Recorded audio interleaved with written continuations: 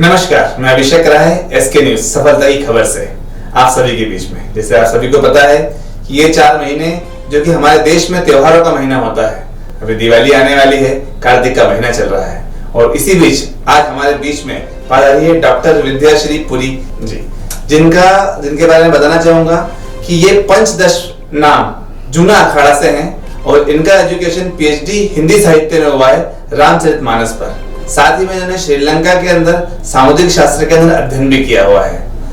अभी जैसे दीदी हमारे बीच में है, तो दीदी हमारे जो भी श्रोतागण हैं, लेकिन हमारे बीच में आज जिस चीजों को लेकर मन में संदेह है हमारे श्रोताओं के बीच में, उसमें सबसे बड़ी चीज ये है कि हम लोग बोलते हैं कि देव सो गए और देव सो गए तो देव में श्री हरि विष्णु सोते हैं। पर कार्तिक मास के अंदर कहा गया है कि विष्णु जी सो रहे हैं लेकिन पूजा हमको विष्णु जी की करनी है, तो हम विष्णु जी की पूजा क्यों करते हैं कार्तिक मास में? देखिए, आज के वर्तमान परिवेश के हिसाब से आपका बहुत उत्तम प्रश्न है। तो मैं सबसे पहले तो यह जो संशय है आज की पीढ़ी का, वह मैं स्पष्ट करना चाहती हूँ कि देव सोने का मतलब केवल श्री हरि 4 महीने के लिए विश्राम करते हैं। ये आषाढ़ मास के शुक्ल पक्ष की एकादशी जिस दिन होती है देवशयनी एकादशी, इस दिन ये सो जाते हैं और जब भादो मास के शुक्ल पक्ष की एकादशी आती है तो यह एकादशी रहती परिवर्तनी एकादशी और हम यहाँ पर लोग समाज में इसको हम 2-11 कहते हैं। तो इस दिन भगवान अपनी करवट बदल लेते हैं और यह विश्राम करते हैं और विश्राम इनका पूर्ण होता है कार्तिक मास के शुक्ल पक्ष की एकादशी के दिन। तो उस दिन कहते हैं कि ये उठ गए हैं। तो देवतागण तो देखो क्या है कि आप हमारी सनातन धर्म में सारे देवी देवता का बहुत अच्छा सिस्टम बना हुआ है कि आज आपको अगर शक्ति की उपासना करनी है तो दुर्गा माता को पूजो, धन की कामना है तो आप लक्ष्मी माता को पूजो। बहुत ही अच्छा एक हमारे यहाँ पर एक प्रथा है, एक सिस्टम है, एक नियम है, तो हमको उस हिसाब से चलना चाहिए। इसके अलावा जो सेकंड प्रश्न था मेरा कि जो हमारे यहाँ की महिलाएं श्रृंगार वगैरह करती हैं क्योंकि उस दिन रूप चौदस भी होती है, तो उसका क्या महत्व है? रूप चौदस का तात्पर्य यह है कि आपकी तारों की छांव में आपको तेल उपटन आदि लगा करके स्नान करना चाहिए। आजकल के वर्तमान परिवेश में क्या हो गया है, महिलाएं जाकर के ब्यूटी पार्लरों में घंटों तक खड़ी रहती हैं और अपने बाल कटवाती, और खैर इस कार्तिक मास में बाल कटवाना और यह करना बहुत बड़ा जघन्य पाप है, तो स्त्रियों को इससे सावधान होना चाहिए।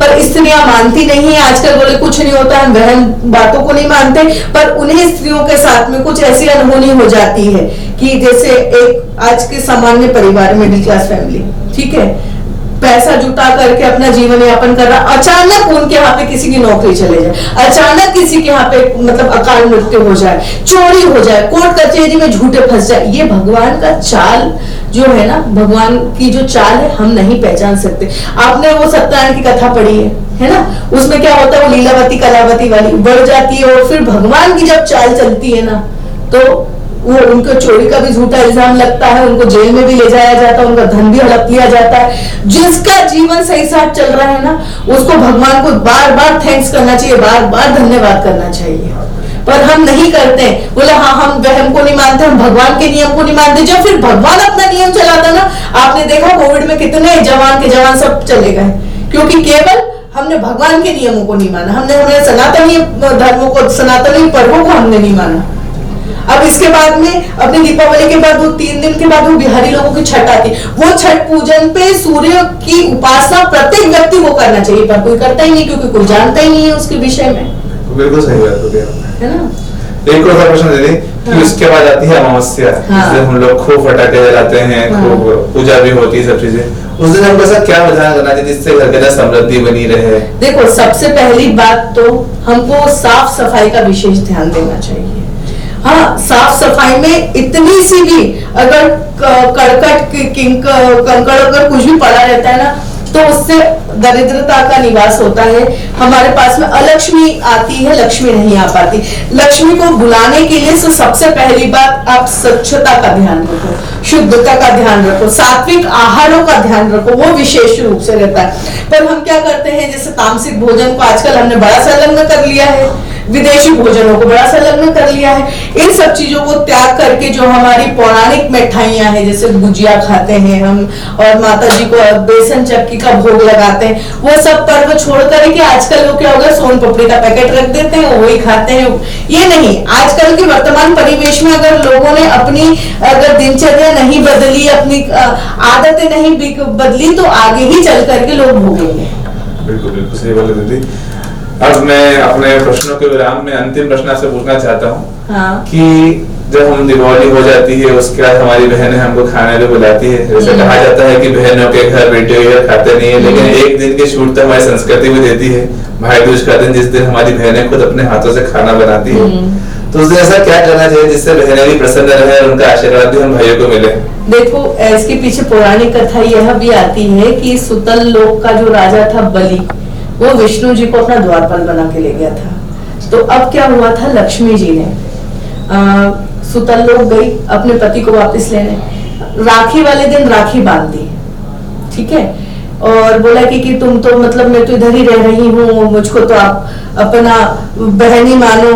रहते रहते जब अब दीपावली का दिन आ गया, अब दीपावली के बाद जब देव उठनी एकादशी आने वाली थी ना, तो उसने राजा बलि को तिलक लगाया और बोला कि अब मुझको जो मेरे पति है ना, वो मुझे भेंट स्वरूप दे दो। फिर बाद में राजा बलि को पूरा का पूरा राज पता चला कि ये जो बामन थे भगवान नारायण ही आए थे और उनको छल के गए थे। तो इसीलिए सभी बहनों को हो सके जितना दे सके, जितना आप मतलब भेंट स्वरूप स्वर्ण दे सके। देखो, अलग अलग वस्तु देने का अलग अलग विधान है। स्वर्ण देने से आयु बढ़ती है, रजत जो चांदी देते हैं, चांदी देने से रोग नहीं होते, और मतलब अन्न देने से संपदा आती है, वस्त्र देने से दरिद्रता भक्ति। तो अलग अलग वस्तुओं के अलग अलग विधान है, वो आपको हमारी भविष्य पुराण अंतर्गत कथा में मिल जाएगी। 21 वस्तु का दान करने से हमको क्या प्राप्त होगा। कुल मिला के मैं तो ये कहना चाहूंगा हमारे श्रोतागणों से कि आपकी जैसी क्षमता हो, जैसे आप लोगों के मन का हो, वो आप जरूर दीजिए, अपनी बहनों को प्रसन्न कीजिए। साथ में दीपावली के पर्व की आप सभी को बहुत बहुत शुभकामनाएं। खूब सारे दिए लगाइए, कोशिश कीजिए चाइनीज दियों की जगह हमारे यहाँ के जो ग्रामीण लोग गाँव से आते हैं उनके लिए दिए लेके आए, वो दिए जलाइए। और उनके दिए लगा सकते हैं जिनके पास में अगर व्यवस्था नहीं तो है, वो सब दिए लगाए ताकि उन लोगों को भी रोजगार प्राप्त हो, ताकि रूरल से जो लोग आते हैं हमारे देश के लोगों को रोजगार प्राप्त हो। साथ ही में धनतेरस, रूप चौदस में जो दीदी ने बताया है, उन सब चीजों का दान करना चाहिए, दीप दान वगैरह सारी चीजें करना चाहिए। कार्तिक मास के अंदर सभी को अपने आचरणों को उत्तम करना चाहिए। तो एसके परिवार की ओर से सभी को दीपावली की, आगामी दीपावली की बहुत बहुत सारी शुभकामनाएं। जय हिंद, नमस्कार।